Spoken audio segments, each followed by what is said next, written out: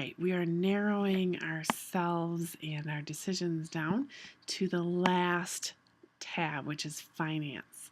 So in this finance tab, I'm going to explain to you some of the things that I look at. One of the first sections that I look at is this International Treasury Management section. This is how much local debt I have, and this is how much cash on hand I have. I clearly have very little cash in the US and very little cash in Asia, but in Europe I do have some cash available to me.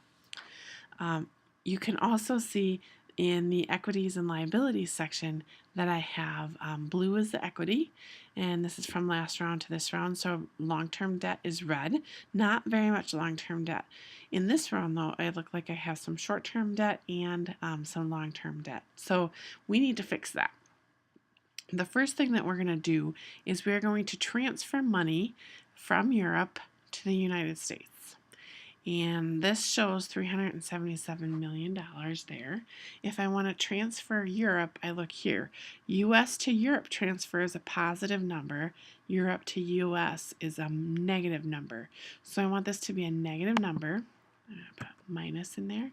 And I'm going to do 377.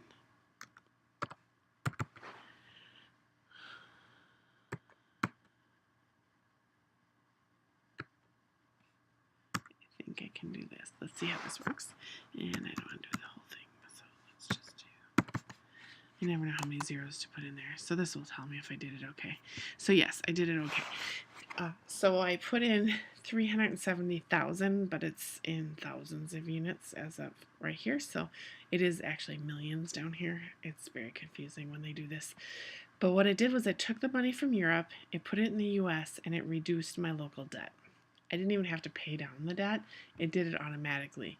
Sometimes it doesn't do that. If it doesn't, then you can come up here and you can decrease your debt with a negative number and pay some of it down.